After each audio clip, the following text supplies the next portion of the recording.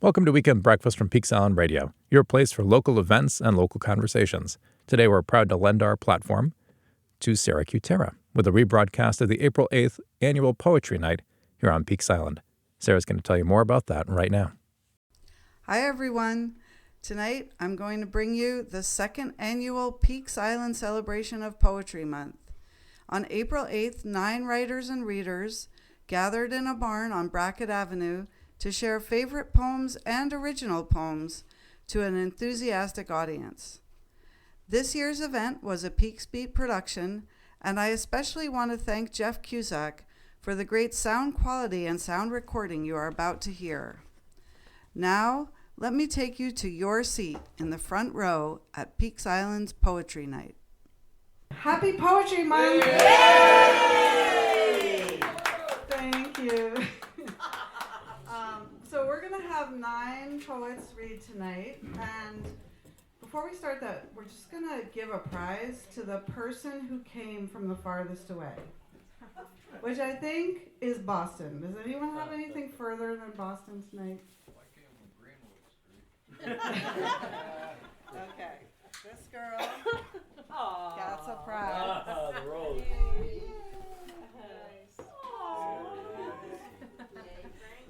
Yay, Frankie. And now we're going to have a prize for who came the least distance. Me. I don't think Dan counts. Who lives off of this property who came the least distance? Is that Scott? Must be Scott. Yeah. No, I was really happy to be here. Yeah. Enjoy the poetry. Well, wait a minute. Where did you come from? All right. I'm going to let you in on a little secret about how to get poetry published. Who here has written a poem? Fantastic. So if you live within Casco Bay, these books come out every year. This is the Island Reader. Last year we had the first annual poetry celebration, and I announced about this book. It's islandreader.com. Very simple. It has everything you need there to submit your poetry. You can do it anytime. It doesn't cost anything. The deadline is December 31st, and then the next summer, it comes out in this book. So summer 2023, look for my poem in the Island Reader.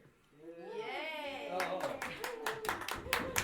And everyone in Casco Bay gets to read it, because you can get a free copy of this if you live in the islands as well. And you can submit photography, paintings, essays. Doesn't have to be poetry.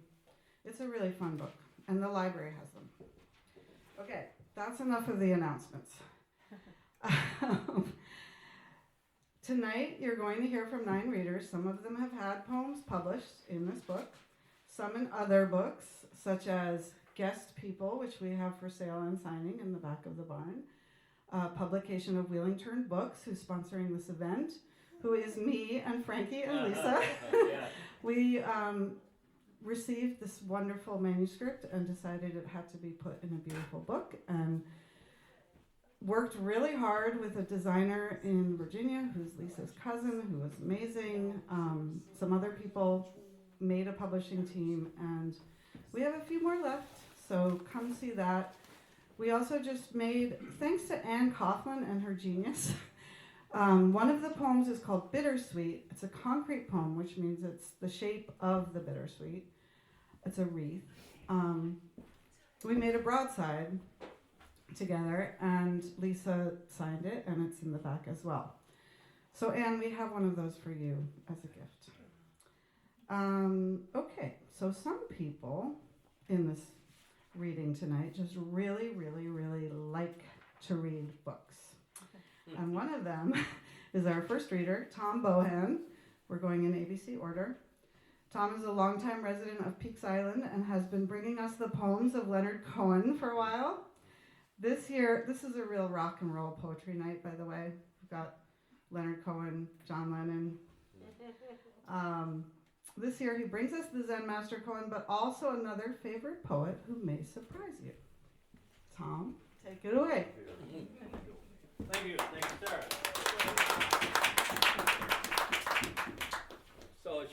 surprised that I was going to do a poem of Leonard Cohen.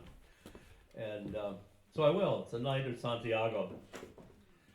She said she was a maiden. That wasn't what I heard. But for the sake of conversation, I took her at her word. The nights went out behind us, the fireflies undressed. The broken sidewalk ended, I touched her sleeping breasts. They opened to me urgently like lilies from the dead. A fine embroidery, her nipples rose like bread. Then I took off my necktie and she took off her dress. My belt and pistol set aside, we tore away the rest. The night of Santiago and I was passing through, so I took her to the river as any man would do. Her thighs, they slipped away from me like schools of startled fish. Though I've forgotten half my life, I still remember this. Now, as a man, I won't repeat the things she said aloud, except for this, my lips are sealed forever, and for now. And soon there's sand in every kiss, and soon the dawn is ready, and soon the night surrenders to a daffodil machete. I gave her something pretty, and I waited till she laughed. I was not born a dipsy to make a woman sad. The night of Santiago, and I was passing through, I took her to the river as any man would do. The night of Santiago, and I was passing through, I took her to the river as any man would do. I didn't fall in love, of course, that's never up to you. But she was walking back and forth, and I was passing through when I took her to the river in her virginal apparel. When I took her to the river on that night of Santiago. And yes, she lied about it all, her children and her husband. You were born to judge the world. Forgive me, I wasn't. The night of Santiago, and I was passing through, I took her to the river as any man would do. The night of Santiago, and I was passing through, so I took her to the river as any man would do.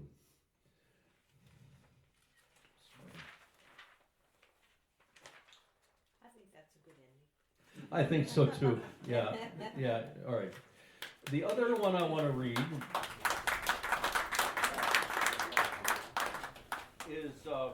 was created by Heather McHugh, the only MacArthur laureate that I know. I met her in Eastport in the 1980s. And then in the 1990s, I heard this poem in particular read by Garrison Keeler on the Poetry Corner. Anyway, this is the poem, What He Thought. We were supposed to do a job in Italy, and full of our feeling for ourselves, our sense of being poets from America. We went from Rome to Fano, met the mayor, mulled a couple matters over. What's a cheap date, they asked us. What's flat drink? Among Italian literati, we could recognize our counterparts, the academic, the apologist, the arrogant, the amorous, the brazen, and the glib. And there was one administrator, the conservative, in suit of regulation gray, who, like a good tour guide with measured pace and uninflected voice, narrated sights and histories the hired van hauled us past. So of all, he was the most politic and least poetic, so it seemed. Our last few days in Rome, when all but 3 of the New World bards had flown, I found a book of poems in my rented room that he had written. It was there, and it must have been abandoned by the German visitor. Was there a bus of them? To whom he had inscribed and dated it a month before. I couldn't read Italian, so I put the book back in the wardrobe's dark. We last Americans were due to leave tomorrow. For our parting evening, then, our host chose something in a family restaurant, and there we sat and chatted and sat and chewed, till, sensible it was our last big chance to be poetic, to make our mark, one of us asked, what is poetry? Is it the fruits and vegetables and marketplace of Campo de Fieri, or that statue there? Because I was the glib one among the Americans. I identified the answer instantly. I didn't have to think. The truth is both. It's both, I blurted out. But that was easy. That was easiest to say. What followed taught me something about difficulty, for our underestimated host spoke out all of a sudden with a rising passion, and he said, the statue represents Giordano Bruno, brought to be burned in the public square because of his offense against authority, which is to say, the church.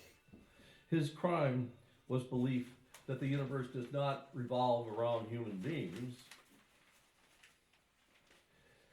that God is no central point or central government, but rather is poured through all things. All things move. If God is not the soul itself, he is the soul of the world. Such was his heresy. The day they brought him forth to die, they feared he might incite the crowd. The man was famous for his eloquence. And so his captors placed upon his face an iron mask, in which he could not speak. That's how they burned him. That's how he died, without a word, in front of everyone. And poetry? Oh, we'd all put down our forks by now to listen to the man in gray. He went on softly. Poetry is what he thought, but did not say.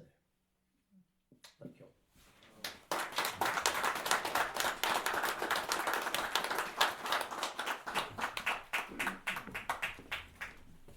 Thank you, Tom.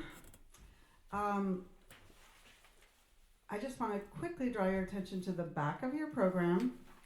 This is a good time to let you know that there is like an activity here. You can win a prize if you match up the reader with the line of poetry they read. So while Tom's ringing poetry is still fresh in your ears, you can get that started. Our next reader, Carol Cartier, is co-author of Fairy Ride, a book you can find only at the Peaks Island Library, or a few Peaks Island bookshelves, and 1 Dozen Eggs, which she and I wrote together. In her own words, Carol says, "I'm fond of frank, unfettered verse. If it were longer, it would be worse." Carol.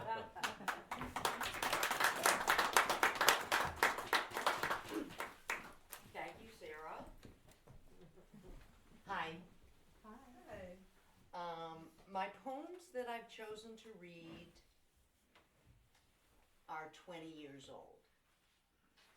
So, here we go. I'll see if they hold up. I wrote this poem while I was sleeping. Things gone missing from the gables, thick, thick dust, severed cables. Where are those words once shelved up there? I only hear their echo. Cupboards bare. Stubborn letters one by one stay submerged beneath my tongue. I know I'm not, when I'm asleep, half as stupid as I seem awake. Oh, no matter, no gray matter. Oh, never mind, I've lost my mind. I wrote this poem while I was sleeping. When I woke up, it went missing.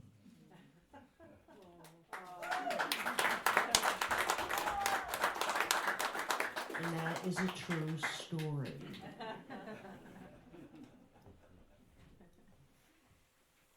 Next poem is an alcoholic poem. Bottleneck.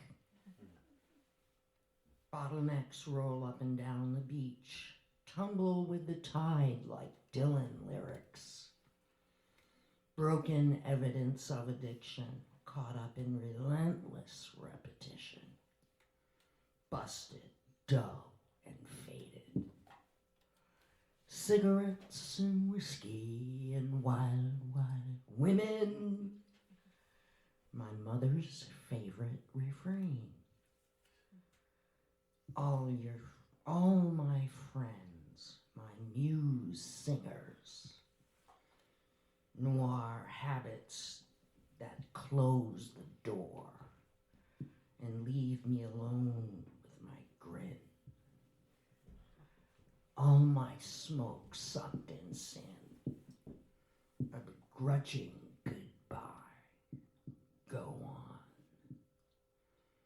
Bludgeon my sordid inner assassin before he can even begin. retrace the way you came in. Go home, my deadly friend.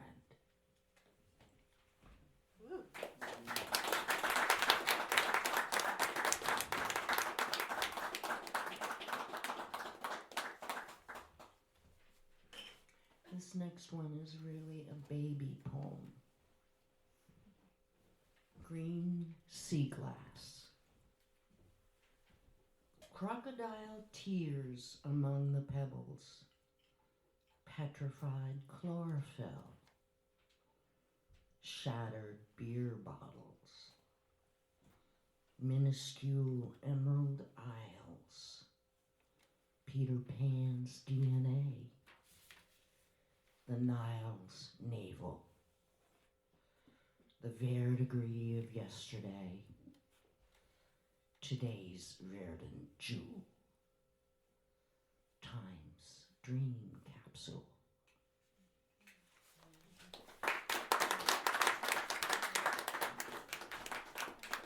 I'm not done.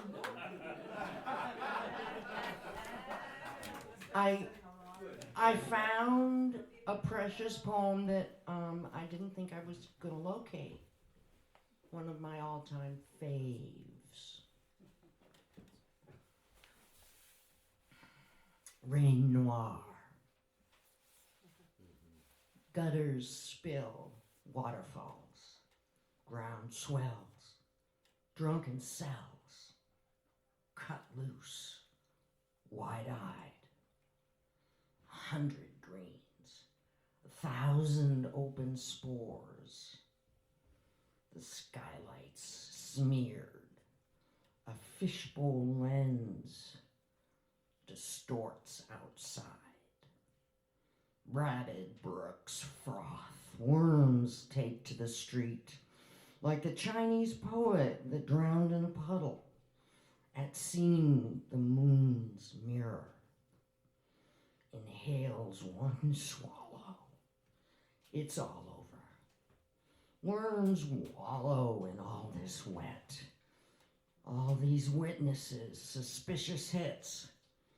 Fingerprint prunes, swollen knots on a log. Stumps on file at the FBI. My rubbery skin. An alibi. I swear, I was nowhere near the moon.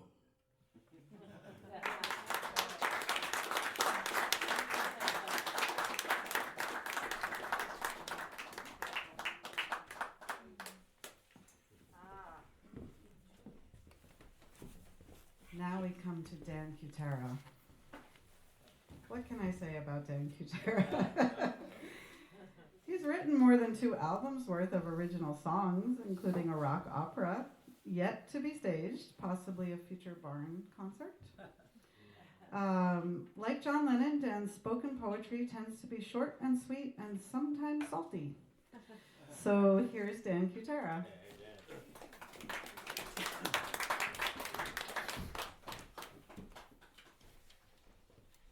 So in like 1965, I think it was, John Lennon published a book of poetry. Sort of doggerel, just stuff he had lying around. And I got hold of it, and I took it to school, and I insisted that everybody listen to it because I thought it was fabulous. So I first read this poem in 1966, maybe, to my 3rd grade class or whatever it was, and it was a big hit, so I'm going to do it again. It's called The Fat Budgie by John Lennon. I have a little budgie. He is my very pal. I take him walks in Britain. I hope I always shall. I call my budgie Jeffrey. My granddad's name's the same. I call him after Granddad, who had a feathered brain. Some people don't like budgies. The little yellow... Oh, I really need a light. I'm sorry. Talk to the lighting guy. Yeah, really. The nerve. Some people don't like budgies, the little yellow brats. They eat them up for breakfast or give them to their cats. I should point out that a budgie is what English people call parrots, right? Parakeets, okay. My uncle ate a budgie. It was so fat and fair. I cried and called him Ronnie. He didn't seem to care. Although his name was Arthur, it didn't mean a thing. He went into a pet shop and ate up everything. The doctor looked inside him to see what they could do, but he had been too greedy and died just like a zoo. My Jeffrey chirps and twitters when I walk into the room. I make him scrambled eggs on toast and feed him with a spoon. He sings like other budgies, but only when in trim. And most of all on Sundays, that's when I plug him in. He flies about the room sometimes and sits upon my bed, and if he's really happy, he does it on my head. He's on a diet now, you know, from eating far too much. They say if he gets fatter, he'll have to wear a crutch. It would be funny, wouldn't it? A budgie on a stick. Imagine all the people laughing till they're sick. So that's my budgie Jeffrey, fat and yellow too. I love him more than Daddy, and I'm only 32.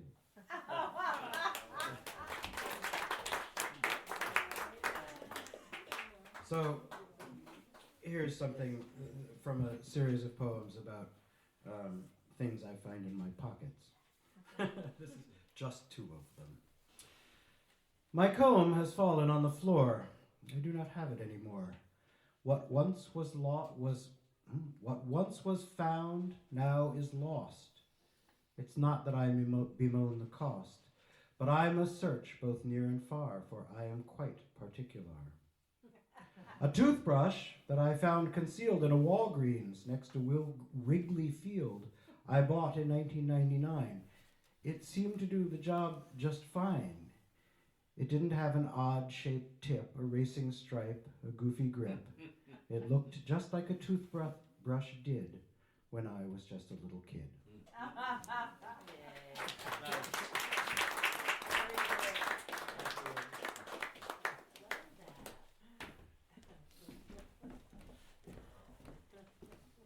Thanks, Dan. I guess alphabetically, Sarah Cuetara comes after Dan Cuetara. And all of you guys know me, I think. You look familiar. You might also know that I started teaching locomotion to Peaks Islanders this year. That was like a really fun thing. Thank you, everyone who does locomotion. The last one I'm doing is April 22nd, the next and last. Brackett Church, 10:30 in the morning on a Saturday, April 22nd. It's Earth Day. You want to be moving your body. And it's fun and easy. You can ask anyone who's done it. So, the other thing you may or may not know about me is October 1st last year, I started writing a haiku every day. And that was partly thanks to Margot Mahler, who invited me to not only a haiku workshop last year, but the year before to a workshop on Zoom that all Peaks Islanders were invited to and still are. It's free. It's once a month. It's run by her friend Lou Pearlman in Tamworth, New Hampshire, and Margot. And we get to write poetry. I mean, what could be better? And now they're doing a publication of some of the poems we've all been writing. It's called Tasty Poems. The theme this year was seasonal kitchens and cooking, and I'm going to read one of those poems. Okay. This is what you call a fresh poem. So it may be at the beginning of its life, but we'll see. It's called Don't Yuck My Yum. This morning I opened the King Arthur pancake mix. Buttermilk it was called, and packaged so white. Simplicity written all over it. A small gold crown, but out came the overdone flavor, the whiff of artificial maple. Although the ingredients said brown sugar and some natural flavoring, the words didn't give away the secret yuckiness, but the aroma sure did. I told the birthday boy his pancake mix was not up to snuff, and when he asked what was wrong, he sounded gruff. I said I would not yuck on his yum, and I would fix it. I countered the oversweet with some black coffee, just a touch.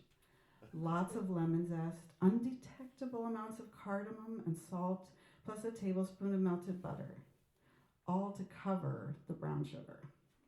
I said, these will be delicious pancakes, and it worked. They were. So I wonder, could I season life's cloying flavors rather than yucking them?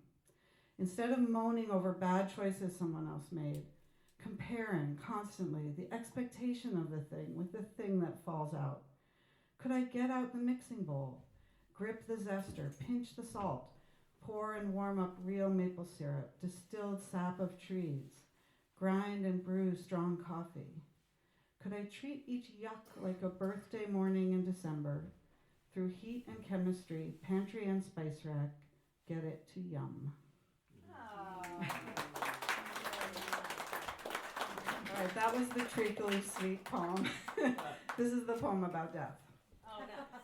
But it does have love in it, the word love, which I've been told is a faux pas in poetry.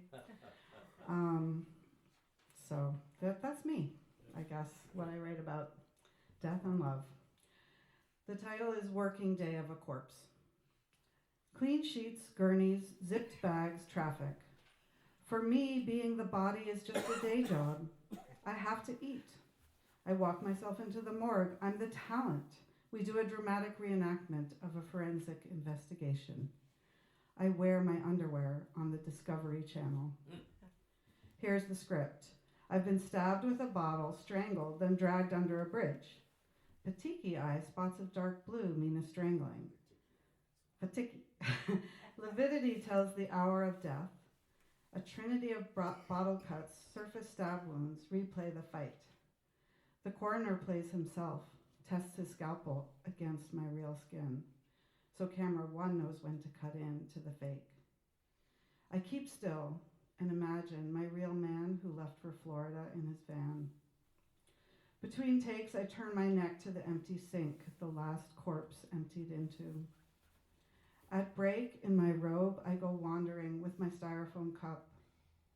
I peek into freezers where elders, slightly blue, caught in the cold or home alone, stack up like bunkmates. In room 2, a woman like me awaits autopsy. Chubby thighs, 33, red ponytail, spills blood into a sink. Her dead face faces me. At home, a loud motion and sound. I leave my dead people, shower, and try to picture what washes away in death. Could anything linger? Could love? My daughter walks her teen self into our kitchen. Have we got anything to eat?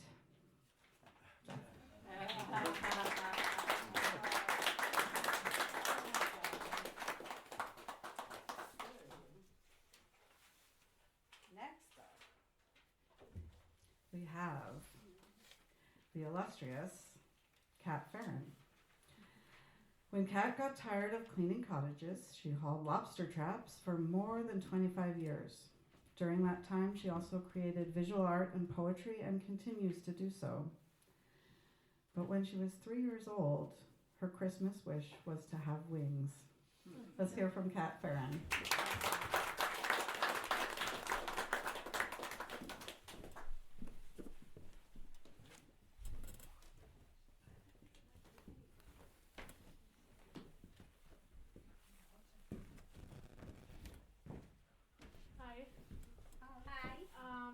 These are poems I wrote at the Peaks Island Library Saturday morning writing group, free group, 9 to 9:45.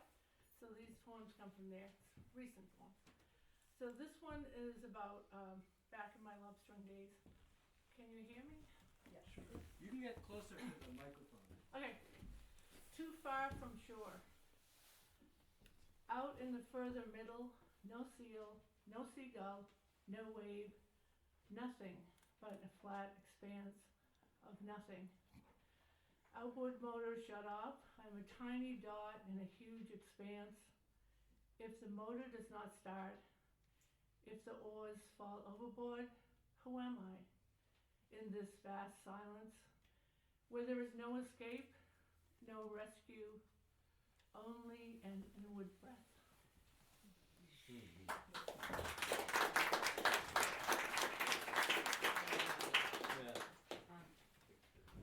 This one I wrote today at the library, and it is about something that you heard about. So it's called Gift. We have prompts, so the prompt was about a gift. Age 3. All I wanted for Christmas was wings. My brother, 10 years older, promised. But that early morning under the Christmas tree, they were not there. Still, I want to fly. In dreams I sometimes fly, once so close to ground, through a narrow, tangled path. I was inside the body of an eagle. Once on drugs, barely 20, I ran so fast I felt like I was lifting up from the ground. I don't have much desire to board a metal silver airplane, though I have a few times. I want the kind of wings where I say a word. Maybe press a hidden button, or say 55 angels, and in my body I lift up, totally in control of my destiny.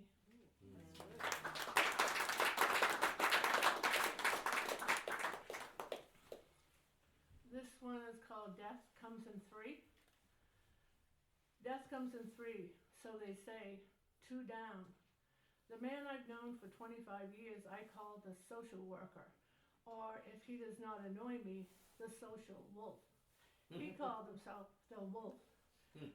Leukemia, COVID, pneumonia took him down. The library lights blink on and off as I write this. Maybe he is having a good howl somewhere. He loves to announce himself with a howl. The other, a woman whose kids I used to babysit many long moons ago, close friend to my sister, open-hearted, I remember her laugh. The third, we do not know yet. We never know.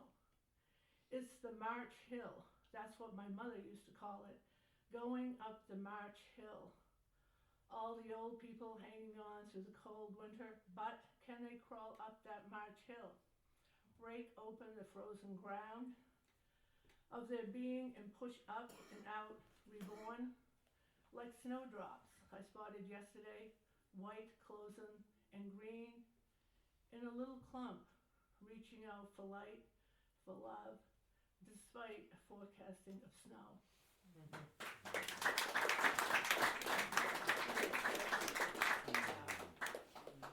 Okay, so this is the last one.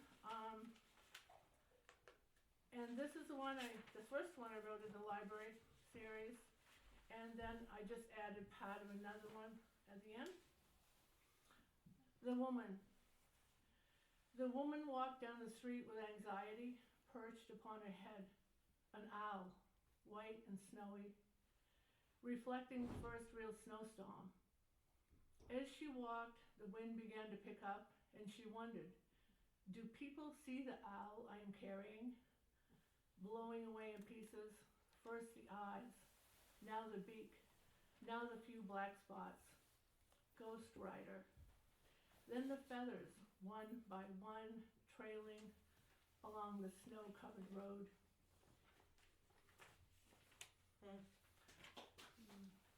The woman sees the owl in the woods. The next morning, a dark shape beneath her apple tree. She sends a photo. The dead owl sits in a chair. She holds death without thinking, this time cradling the dead owl around the cove into the woods, a nest in the fork of a big old maple tree, final resting place.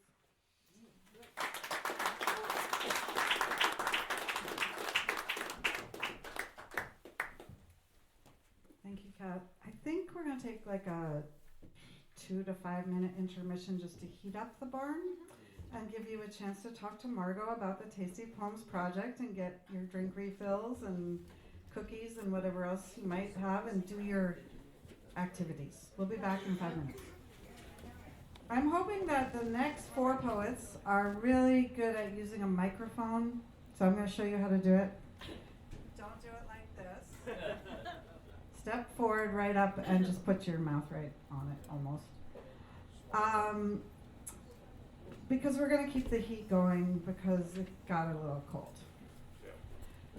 Jacqueline Griffin, our next poet, is working on a book of poetry. Her poems have recently appeared in Oberon, Poetry Magazine, and Tulip Tree Review.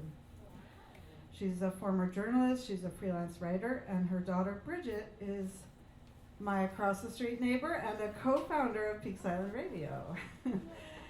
Jackie, you're up.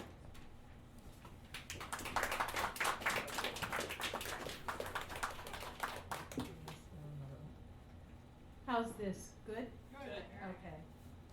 November Crow.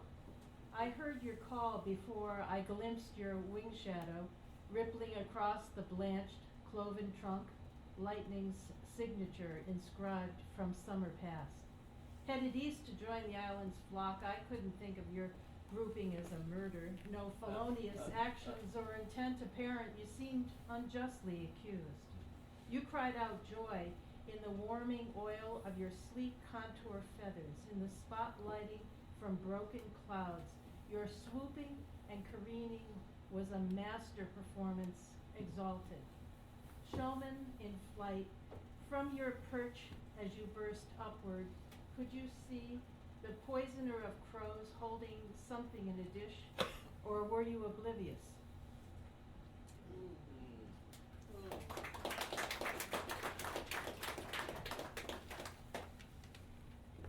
Earth Eye.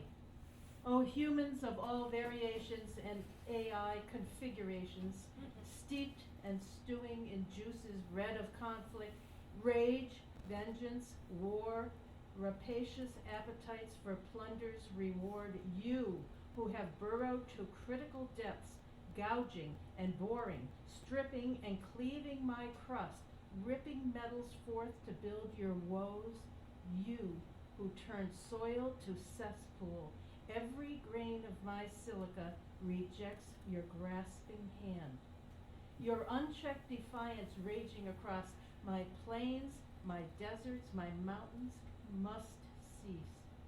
My skies and oceans are droplets womb. No magnificent blue marble eye, rather the keenest eye in the firmament. I do not yield, even as I seem to bow, but tilt instead, and tilting so, will see you reap what you have sown.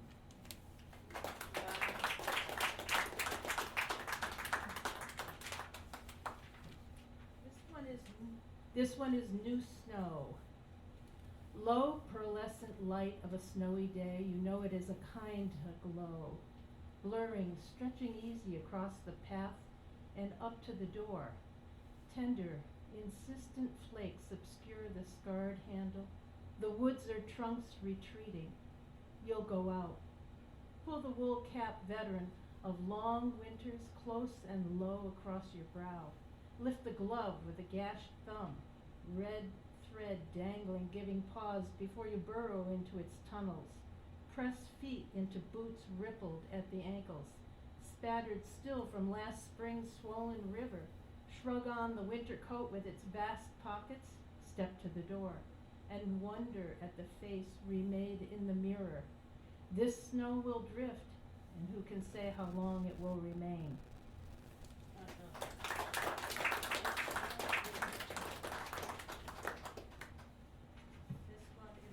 This one is called Free. I am the possum playing dead, the mole who burrows under your devious manipulations, the fox watchful. In the twilight, I am the rabbit gone to ground safe, the firefly lighting my own way out of your reach, the clam digging deeper into the beach where sand fleas congregate to witness my going and becoming. A raven cronks and bobs delight that I have learned its calls and leaps, and in my unbound dance, unbroken, proved the lesson, taken flight.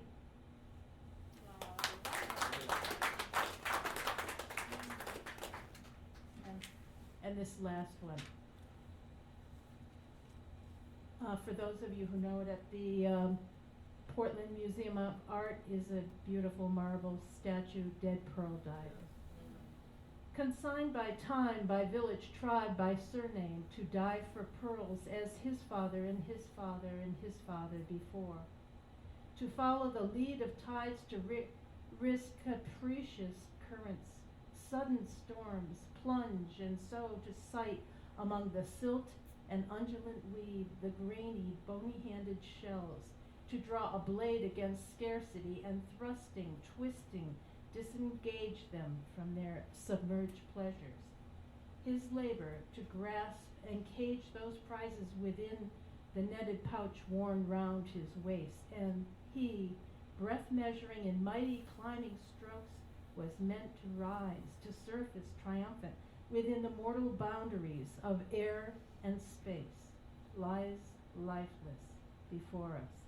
Blade abandoned by his side, his youth and labor's price in marble carved immutable, no son consigned.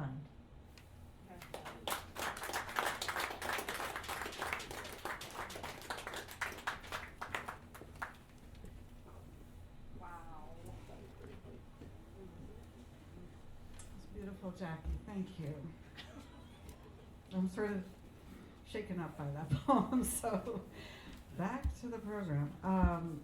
Some of you have met Margot Mahler tonight, I hope, but here's a few things you don't know about her. She is not the woman of the same name who runs a bed and breakfast midway between Melbourne and Canberra, Australia. She is, however, the notorious bandit who was almost arrested for grand theft auto at the Westbrook BMV. And she was part of a group of actors who pranked the Soviet government in the Hermitage. So next time you visit her at the refreshment table, ask her about that. But now we'll hear poetry from Margot Mahler.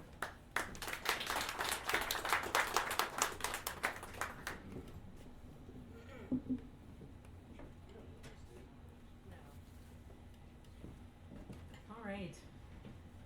So this poem is the very first one I ever cried at. So I was not a demonstrative child. And I heard this poem on the deck of a ship as we were coming into the island that is the name of this poem. And I read it at my father's funeral. I'll probably read it at my mother's. She's in an assisted living facility in Ormond Beach right now. It could be years. She's in great health, just can't remember anything. It was also read at Jackie Onassis's funeral. And everybody who's ever had me in conversation for more than 20 minutes knows that I want this read at mine. So it's called Ithaca by Constantine Cavafy, translated by Edmund Keeley. As you set out for Ithaca, hope your road is a long one, full of adventure, full of discovery. Lystrogonians, Cyclops, angry Poseidon, don't be afraid of them. You'll never find things like that on your way as long as you keep your thoughts raised high, as long as a rare excitement stirs your spirit and your body. Lystrogonians, Cyclops, wild Poseidon, you won't encounter them unless you bring them along inside your soul, unless your soul sets them up in front of you. Hope your road is a long one. May there be many summer mornings when, with what pleasure, what joy, you enter harbors you're seeing for the first time. May you stop at Phoenician trading stations to buy fine things. Mother of pearl and coral, amber and ebony, sensual perfume of every kind, as many sensual perfumes as you can. And may you visit many Egyptian cities to learn and go on learning from their scholars. Keep Ithaca always in your mind. Arriving there is what you're destined for, but don't hurry the journey at all. Better if it lasts for years, so you're old by the time you reach the island, wealthy with all you've gained on the way, not expecting Ithaca to make you rich. Ithaca gave you the marvelous journey. Without her, you wouldn't have set out. She has nothing left to give you now. And if you find her poor, Ithaca won't have fooled you. Wise as you will have become, so full of experience, you'll have understood by then what these Ithacas mean.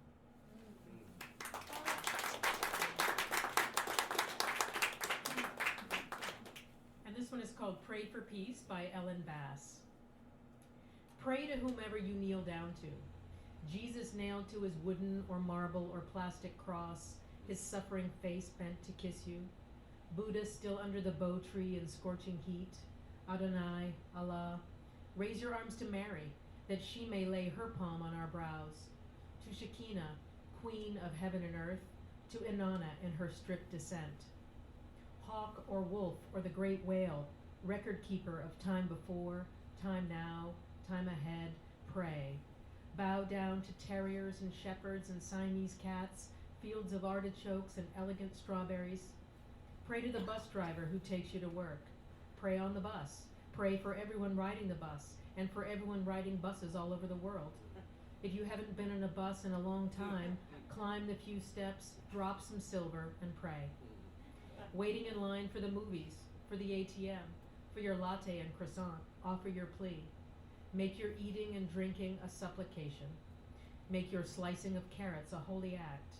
Each translucent layer of the onion a deeper prayer. Make the brushing of your hair a prayer, every strand its own voice, singing in the choir on your head. As you wash your face, the water slipping through your fingers, a prayer.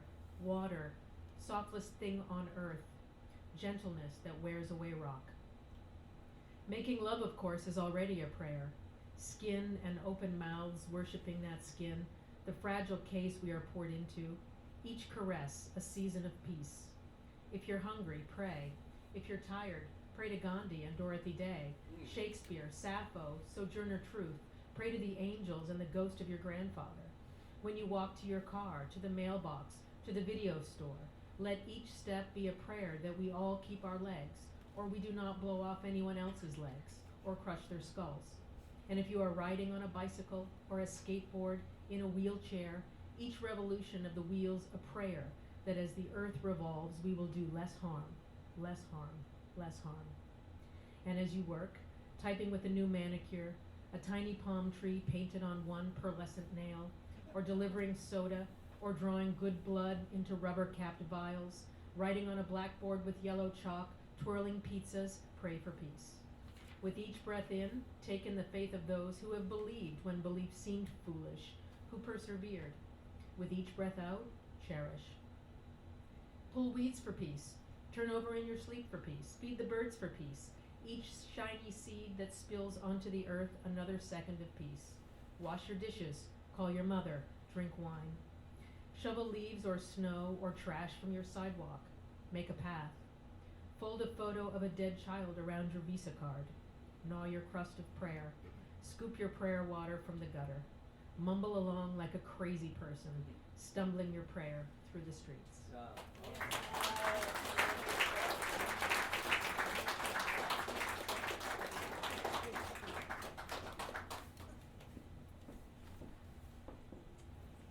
Okay. Thank you, Mark.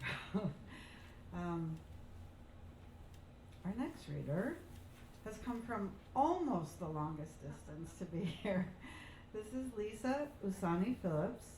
Her debut collection, Guest People, is on the table in the back of the room. It's published in 2022. She was recently interviewed by Peaks Island Radio along with her publishers. Lisa's book is here for sale and signing tonight. Her work before that has appeared in the Beacon Street Review, House Mountain Review, Rickshaw, Salt Magazine, among others. And she made this scarf.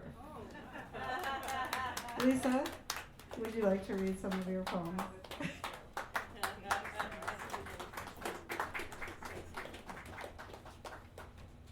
Thanks, Sarah. And thank you, Frankie. Thank you for publishing me. I'm going to read 3 poems. The first one is Precious Jewel. And, it's about my mom. Sion, precious jewel, not worth much when you're starving. Sion, my mom's name, when she was sent age 7 or 8 to Changgaochun, where revolutionaries forced her grandparents to confess crimes they did not commit, burned everything they did not really own, save the occasional half chicken from neighbors who had to hide their mercy. Sion, her father's favorite singer of songs unknown. Sion, back in Bangkok, where guest people took Thai names to blend in. Usani is hers, also precious jewel, also mine, tucked carefully between my English names, like a secret password or a seed.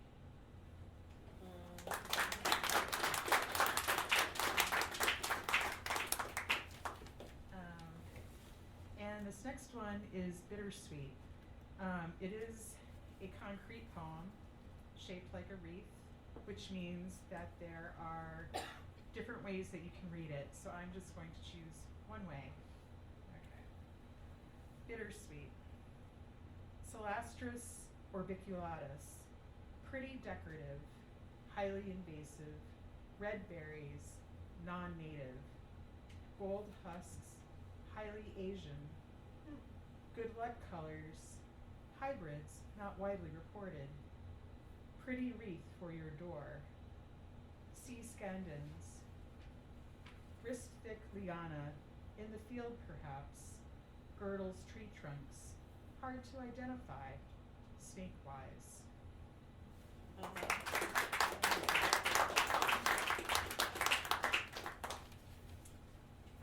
And this last one is about an octopus that goes into space.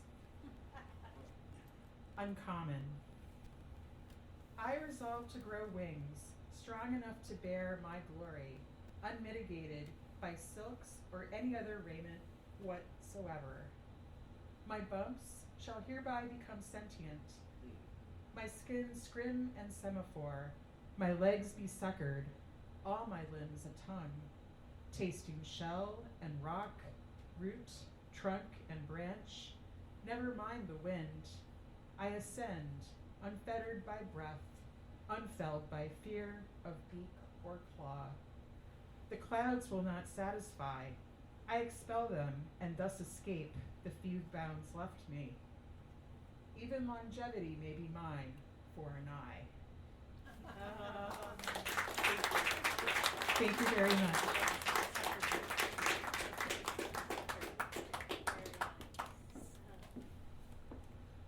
So that last poem, Cephalopod? It's the Octopus and Other Cephalopod anthology. What's the name of the title of the poem? Uncommon. Uncommon. So it's going to be published this year in an anthology of poems about cephalopods by Concrete Wolf Press, so you can look for that. Cat Valente is a best-selling author of many sci-fi and fantasy novels, but if you try to pay her any amount of money, she will not be able to throw a frisbee.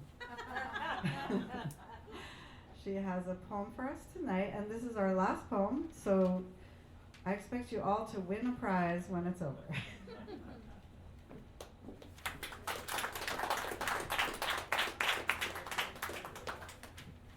Thank you so much to Sarah and Dan for putting this together. This is so amazing for our community, and to have all of these people, all of you here, this is just so wonderful. And also, thank you to both of them for letting me write my books upstairs. This is called The Secret of Being a Cowboy. Can you hear me okay? Yep. Yes. Did I ever tell you I used to be a cowboy? It's true. Had a horse named a Drunk Bob, and a six-shooter called Witty Rejoinder. And I tell you what, me and Bob and Witty, we rode the fucking range.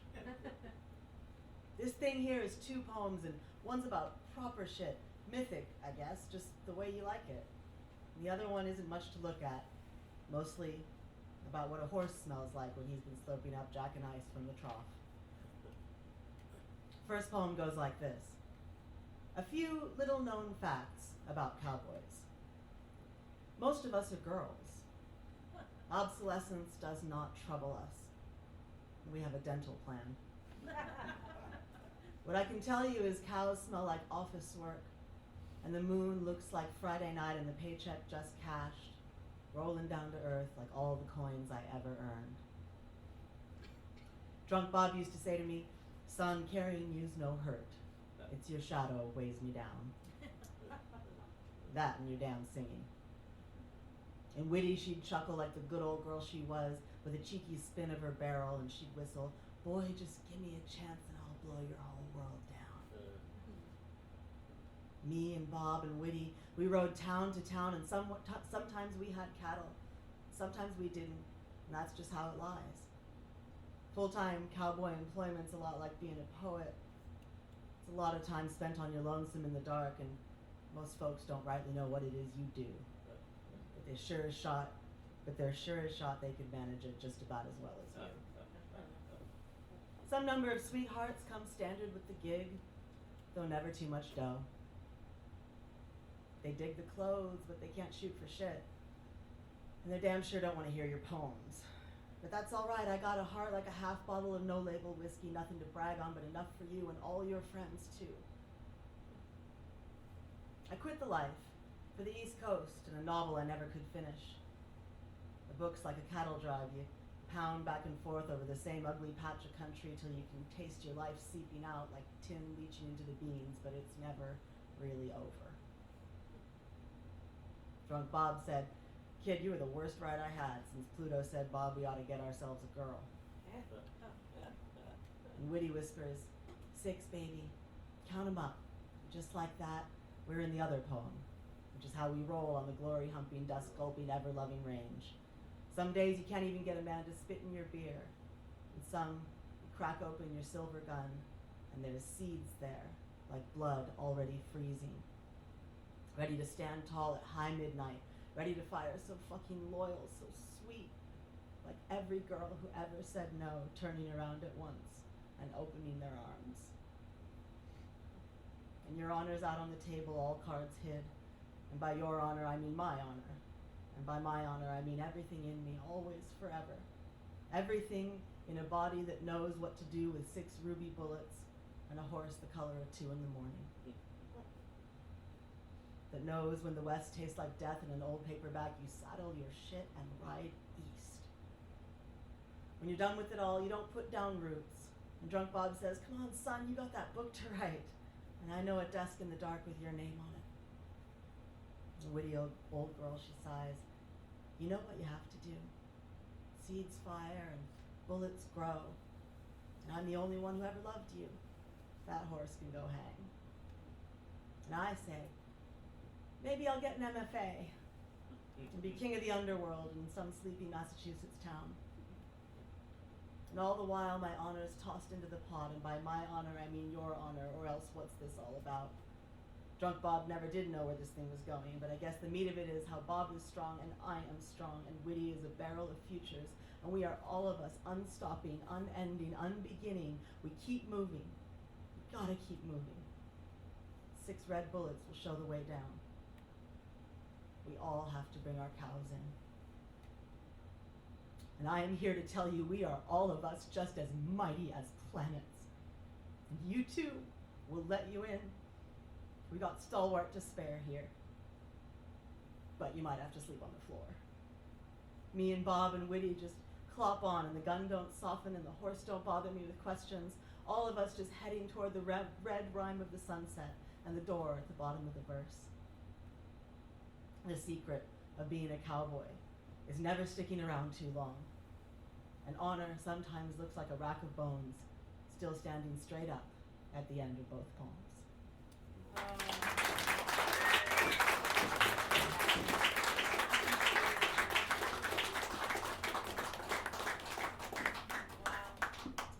Well, I hope you have a happy rest of your poetry month.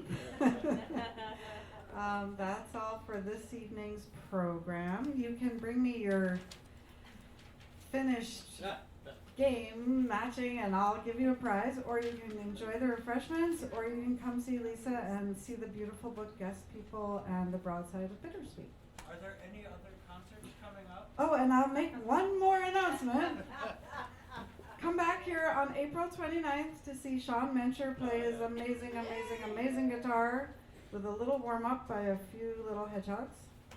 And we'll be back here on the 29th and do it all again.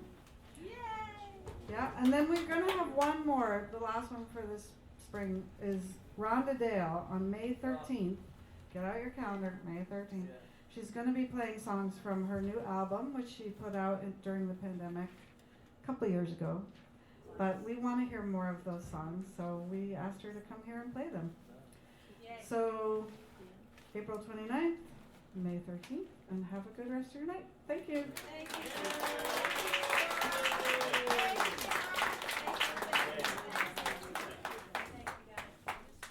Thanks for listening to this rebroadcast of a local event here on Peaks Island. For more events just like this, check out peaksonradio.com.